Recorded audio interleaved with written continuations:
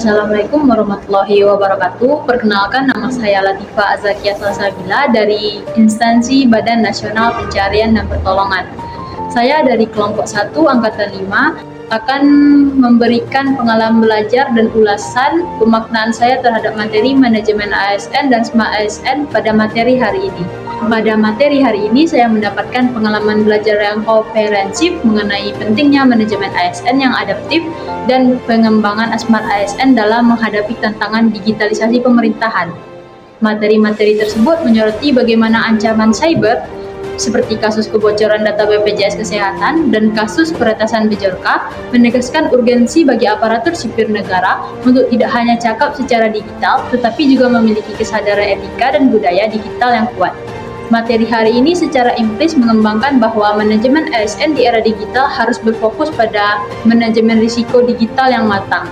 Kasus bocornya data BPJS Kesehatan menunjukkan bahwa transformasi digital harus diimbangi dengan manajemen risiko digital yang serius dan sistem keamanan yang memadai untuk melindungi privasi warga negara.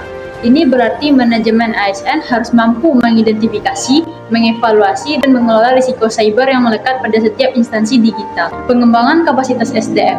Ancaman digitalisasi menuntut ASN yang kompeten.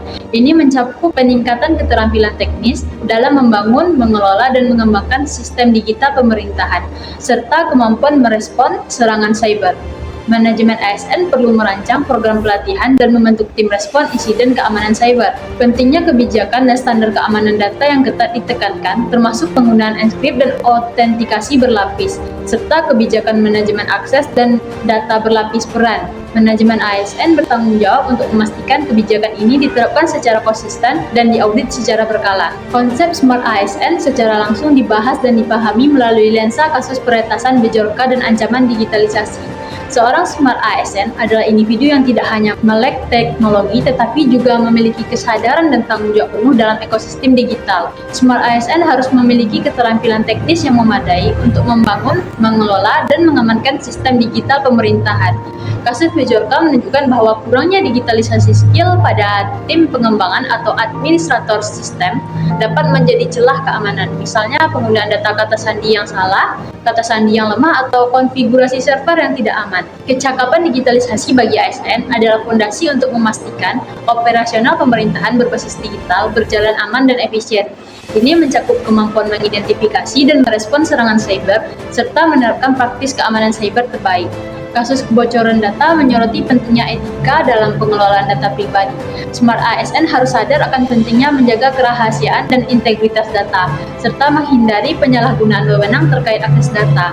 Peretasan oleh Bejorka memicu pertanyaan tentang etika penyimpanan data dan potensi keterlibatan oknum internal. Ancaman cyber juga berkaitan dengan budaya organisasi, kurangnya kesadaran kolektif untuk melaporkan insiden keamanan atau mematuhi kebijakan keamanan cyber, menciptakan lingkungan yang rentan bagi peretas. Budaya kerja yang permisif terhadap praktik tidak aman, misalnya berbagi kata sandi, harus dihindari. Materi hari ini tidak hanya memberikan pemahaman teoritis tentang manajemen ASN dan Smart ASN, tapi juga mengkonkretkannya melalui studi kasus nyata tentang ancaman digitalisasi. Pemaknaan adalah bahwa ASN harus berevolusi menjadi agen perubahan digital yang tidak hanya kompeten secara teknis, tetapi juga berintegritas, berbudaya aman, dan proaktif dalam menjaga keamanan data demi keberlangsungan pelayanan publik yang prima. Akhir kata, Basarnas, we are family. Abiknam Jagat Samagram. Assalamualaikum warahmatullahi wabarakatuh.